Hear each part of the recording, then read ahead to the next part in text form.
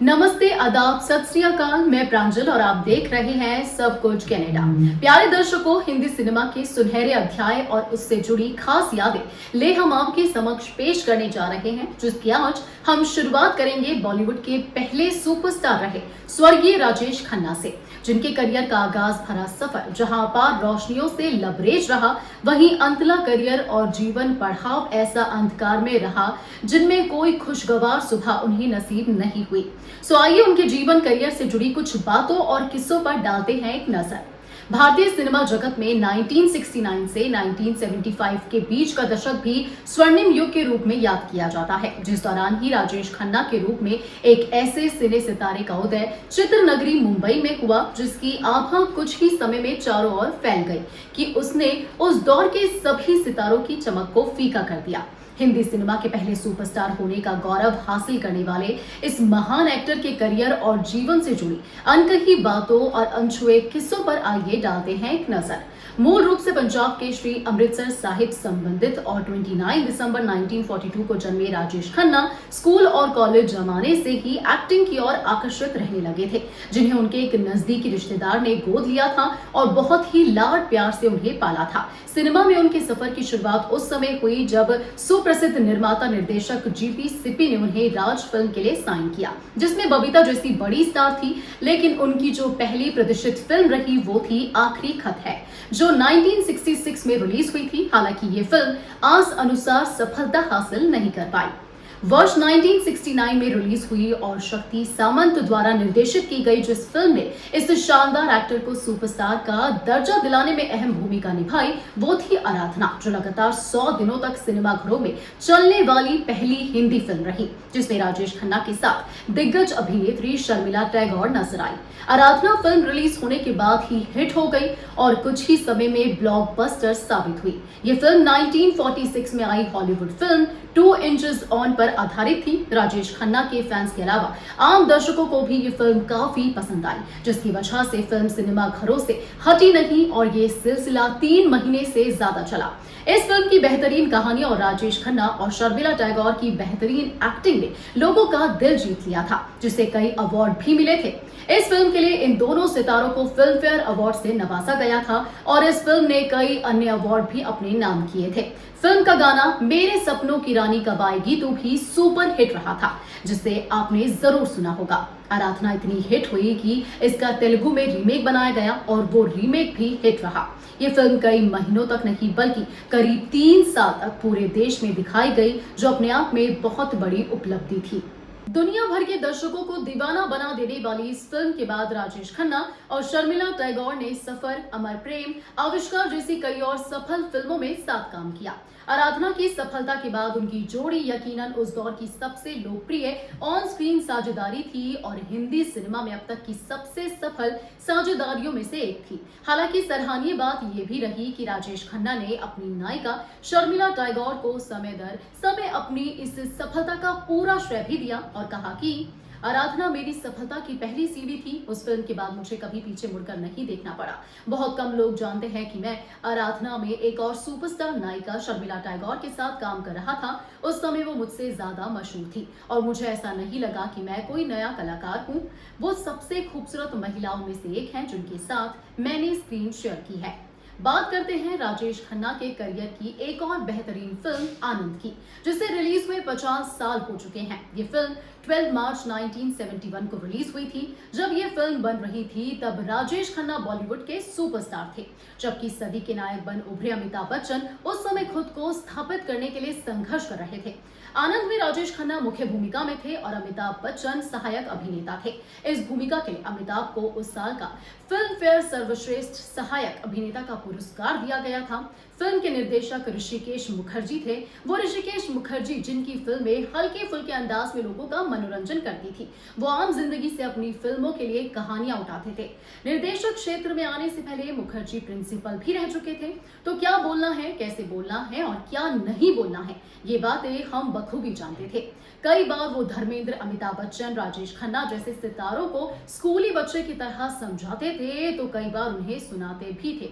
माना जाता है कि राजेश खन्ना था। उन दिनों 8 लाख फीस लेते थे। जब उन्हें पता चला कि कई बड़े एक्टर्स ने ये फिल्म मिस कर दी है तो वो आनन फानन में ऋषिकेश दा के पास पहुंचे और उनसे कहा कि मैं फिल्म करने के लिए तैयार हूं।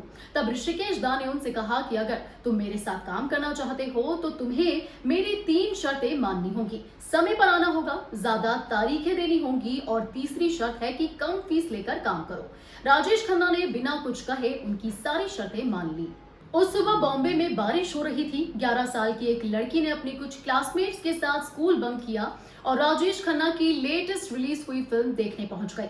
लड़की वो फिल्म 2 दफा पहले भी देख चुकी थी। उसे फिल्म के कई डायलॉग्स याद हो चुके थे, लेकिन राजेश खन्ना के प्रति उस लड़की की दीवानगी का आलम ये था कि जब उसकी सहेलियों ने क्लास बंक करके फिल्म देखने जाने की बात कही तो वो फौरन तैयार हो गई। होती भी क्यों ना, बाकी सब लड़कियों की तरह वो भी तो राजेश खन्ना की बहुत बड़ी फैन थी, या शायद औरों से ज्यादा बड़ी फैन थी। उधर फिल्म खत्म हुई और इधर बारिश भी रुक गई। वो लड़की अभी भी राजेश खन्ना के ख्यालों में खोई हुई थी। वो लड़की उनके बंगले आशीर्वाद की तरफ चल पड़ी। लड़की जब आशीर्वाद पहुंची तो उसने गार्ड से कहा कि मैं राजेश खन्ना की बहुत बड़ी फैन हूं, उनसे मिलना चाहती हूं। गार्ड उस लड़की को देखकर मुस्कुराया।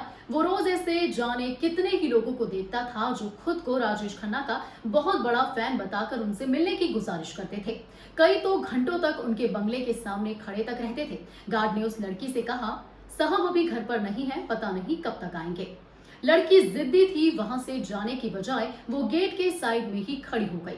कुछ मिनटों बाद एक सफेद कार आई और बंगले के अंदर चली गई। चूंकि बारिश की वजह से सड़क किनारे कीचड़ भरा पानी जमा था तो गाड़ी के टायर से उछलकर पानी की कुछ बूंदें लड़की के जूतों पर जा गिरी। अपने गंदे जूतों को देखकर लड़की की आंखों में आंसू आ गए। वो लड़की कोई और नहीं, वो थी डिंपल कपाड़िया। और ऐसी नकारात्मक परिस्थितियों के साथ शुरू हुई ये अजब प्रेम कहानी जो धीरे धीरे सुखद हालातों से होते होते शादी के अंजाम तक पहुंच गई। कुछ साल बाद राज कपूर ने अपने बेटे ऋषि कपूर को फिल्म इंडस्ट्री में लॉन्च करने के लिए बॉबी फिल्म बनाने का ऐलान किया। बतौर हीरोइन उन्होंने चुन्नीलाल कपाड़िया नामक एक गुजराती बिजनेसमैन की बेटी डिंपल कपाड़िया को साइन किया था। तब तक डिंपल की उम्र 15 साल हो चुकी थी। डिंपल के पिता चुन्नीलाल कपाड़िया भी राजेश खन्ना के फैन थे और चूंकि फिल्म इंडस्ट्री के लोगों से उनकी जान पहचान थी तो वो अक्सर जिक्र किया करते थे कि उनकी बेटी डिंपल राजेश खन्ना की बहुत बड़ी फैन है। वो बात सच भी थी। डिंपल वाकई में राजेश खन्ना की फैन थी, एक ट्रू फैन। वासु भट्टाचार्य द्वारा निर्मित और निर्देशित आविष्कार 1974 में बनी वो हिंदी फिल्म रही जो कि राजेश खन्ना के करियर के लिए एक और टर्निंग पॉइंट रही, जिसमें शर्मिला टैगोर ने उनके ऑपोजिट मुख्य भूमिका निभाई। निर्देशक वासु भट्टाचार्य ने कभी नहीं सोचा था कि वो इतने कम बजट के प्रोजेक्ट के लिए राजेश खन्ना जैसे बड़े स्टार को कास्ट करेंगे, लेकिन राजेश खन्ना को ये रोल इतना पसंद आया कि उन्होंने अपनी फीस की परवाह नहीं की और प्रोडक्शन द्वारा दी गई फीस स्वीकार कर ली और इस फिल्म में अभिनय के लिए अपनी 70% मेहनताने को ही छोड़ दिया।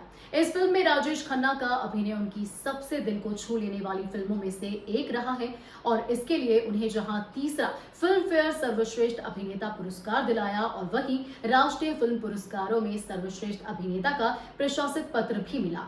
दुश्मन 1972 में बनी हिंदी भाषा की फिल्म है। इसका निर्देशन दुलाल गुहा ने किया है और निर्माण प्रेम जी ने किया है। ये वीरेंद्र सिन्हा के उपन्यास पर आधारित है। फिल्म में राजेश खन्ना की भूमिका शीर्षक वाली है और इसके लिए उन्हें सर्वश्रेष्ठ अभिनेता के लिए फिल्म फेयर नामांकन मिला, जो फिल्म के लिए एकमात्र नामांकन था। असित सेन और लीला मिश्रा अन्य कलाकार हैं। ये फिल्म 1972 की सबसे ज्यादा कमाई करने वाली फिल्मों में से एक शामिल थी।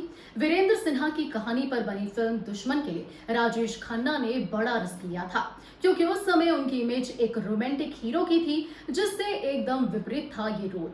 लेकिन सुखद बात ये भी रही कि इस भूमिका को भी दर्शकों द्वारा काफी ज्यादा पसंद किया गया। 1972 में बनी फिल्म मेरे जीवन साथी भी राजेश खन्ना की एक और अहम फिल्म रही, जिसका निर्देशन रविकांत नागाज ने किया है और इसमें राजेश खन्ना, तनुजा, सुजीत कुमार, बिंदु, हेलन, उत्पल दत्त, नासिर हुसैन और राजेंद्र नाथ ने मुख्य भूमिका निभाई है।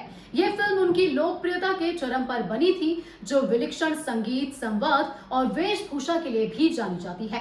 आर.डी. बर्मन के संगीत और किशोर कुमार द्वारा राजेश खन्ना के लिए गाए गए गीतों के संयोजन ने फिल्म की सफलता में खासा योगदान दिया। ब्लॉकबस्टर हाथी मेरे साथी के बाद तनुजा के साथ राजेश खन्ना की ये दूसरी फिल्म रही, जिसे दर्शकों और आलोचकों से अच्छी समीक्षा मिली। इस फिल्म से जुड़ा एक दिलचस्प तथ्य ये भी रहा कि राजेश खन्ना ने शुरू में गीत ओ मेरे दिल के चैन को मंजूरी नहीं दी थी, लेकिन जब निर्देशक रविकांत नागाज ने आर.डी. बर्मन को बताया तो वो हारमोनियम लेकर राजेश खन्ना के कमरे में गए और 15 मिनट बाद वापस आए और बताया कि खन्ना ने धुन को मंजूरी दे दी है।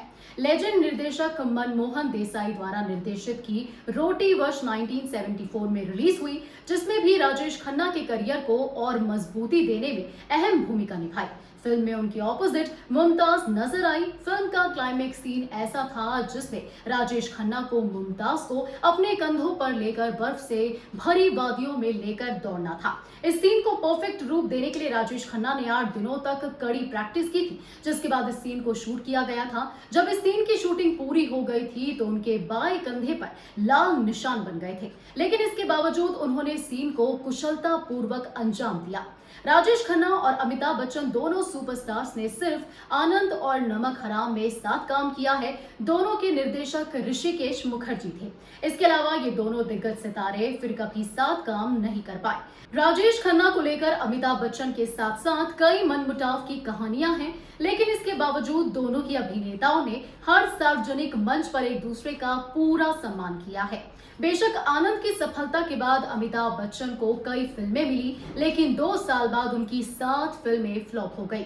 फिर जंजीर आई और फिर सब कुछ बदल गया। हालांकि एक सच्चाई ये भी है कि अमिताभ बच्चन को सफलता मिलने में समय लगा, लेकिन काका यानी राजेश खन्ना की पारखी ने आनंद की शूटिंग के दौरान उनकी प्रतिभा को पहचाना। आनंद ने निर्माता एनसी सिप्पी के बेटे और मशहूर फिल्म निर्माता राजन सिप्पी ने एक बातचीत के दौरान बताया कि काका ने आनंद की शूटिंग के दौरान अमिताभ के साथ साथ काम करने के 7वें दिन कहा था, इस लंबू से सावधान रहना पड़ेगा, ये लड़का बहुत काबिल है। और उनकी ये कहानी सच साबित हुई। अमिताभ बच्चन न सिर्फ सफल हुए बल्कि उनकी सफलता के बाद राजेश खन्ना का करियर ढलान पर आ गया। हालांकि एक सच ये भी है कि आनंद में राजेश खन्ना ने जो काम किया वो सिनेमा इतिहास में दर्ज हो चुका है। बॉलीवुड के पहले सुपरस्टार कहे जाने वाले एक्टर राजेश खन्ना की पर्सनल लाइफ हमेशा से लोगों की दिलचस्पी का टॉपिक रही है। पत्नी डिंपल कपाड़िया संग उनका एज गैप टूटा रिश्ता और अंजू महेंद्रू के साथ उनका लंबा रिलेशनशिप राजेश खन्ना की जिंदगी का हर हिस्सा उनके चाहने वालों की उत्सुकता का कारण रहा है। रिपोर्ट्स के मुताबिक 1966 में सबसे पहली बार राजेश खन्ना की मुलाकात अंजू महेंद्रू से हुई थी। कहते हैं कि पहली नजर में ही राजेश खन्ना और अंजू महेंद्रू को एक दूसरे से प्यार हो गया था। राजेश खन्ना की चोटी पर पहुंचने का सफर जितना चमत्कारिक था, उतना ही आश्चर्यजनक उनका पतन था। जिस सितारे ने बेशुमार सुपरहिट फिल्में दी, जिसकी एक झलक पाने के लिए हजारों लोग लाइन लगाकर खड़े रहते थे, जिसकी कार पर युवा लड़कियों के लिपस्टिक के निशान हुआ करते थे और जो उसे खून से लिखी चिट्ठियां भेजा करती थी, उसी सुपरस्टार की जिंदगी में अचानक एक ऐसा फेज आया कि वो कामयाबी के शिखर से लुढ़कने लगे, जिसका एक कारण ये भी माना गया कि वो अपना स्टारडम संभाल नहीं पाए। जिनके दिमाग पर हावी होती गई सफलता ने उन्हें ऐसे गुरूर से भर दिया जिसने धीरे धीरे सभी रिश्तों, चाहे वो पारिवारिक रहे हो या फिर प्रोफेशनल्स को, उनसे दूर कर दिया। उनके कुछ करीबी रहे फिल्मी साथियों के मुताबिक राजेश खन्ना बेहद दिलदार आदमी थे। उनके घर पर देर रात तक महफिलें जमा करती थी और इस वजह से वो अपनी फिल्मों के सेट पर अक्सर देर से पहुंचते थे। इस वजह से उनके निर्माता उनसे परेशान रहने लगे। फिर रात को देर देर तक जागने और अपनी अनुशासनहीन जीवन शैली की वजह से उनके खूबसूरत चेहरे पर भी फर्क पड़ने लगा और चेहरा निस्तेज सा लगने लगा। इसके बाद उनकी नाकामयाबी का दौर शुरू हो गया। एक वक्त ऐसा भी आया कि जिस राजेश खन्ना के आलीशान घर आशीर्वाद के बाहर लोगों का हुजूम रहता था, वहीं जिंदगी के आखिरी समय में वो बिल्कुल अकेले थे। 2005 में राजेश खन्ना को film fair life time achievement award देने का ऐलान हुआ, लेकिन त्रासदी देखिए कि इस गर्व भरे पलों के दौरान भी कोई अपना उनके पास नहीं था। जीवन में छाते गए इन्हीं दुखों ने उन्हें शारीरिक और मानसिक तौर पर ऐसा घेरा कि धीरे धीरे वो गंभीर बीमारियों की चपेट में आ गए। जून 2012 में उनकी तबीयत ज्यादा खराब होने लगी, जिस वजह से उन्हें 23 जून को मुंबई के लीलावती अस्पताल में भर्ती करवाया गया था। तबीयत में सुधार होने के बाद उन्हें 8 जुलाई को अस्पताल से छुट्टी मिल गई थी। 14 जुलाई को फिर से राजेश खन्ना को लीलावती अस्पताल में भर्ती कराया गया था, लेकिन उन्हें इस बात का अंदेशा हो गया था कि उनके पास अब ज्यादा दिन नहीं रह गए हैं। इसलिए उन्होंने अपने परिवार वालों से कहा था कि वो अपने घर में आखिरी सांस लेना चाहते हैं। 16 जुलाई को उन्हें अस्पताल से डिस्चार्ज कर दिया गया था, जिसके 2 दिन बाद 18 जुलाई को राजेश खन्ना का निधन उनके ही बंगले आशीर्वाद में हो गया। राजेश खन्ना के निधन के बाद दुनिया को पता चला था कि वो कैंसर से पीड़ित थे। उनकी अंतिम यात्रा में करीब 10 लाख से ज्यादा लोग शामिल हुए, जिन सभी की नम हुई आंखें इस महान एक्टर की ही एक फिल्म के भावपूर्ण गीत की सच्चाई को बयां कर रही थी कि जिंदगी के सफर में गुजर जाते हैं जो मुकाम वो फिर नहीं आते।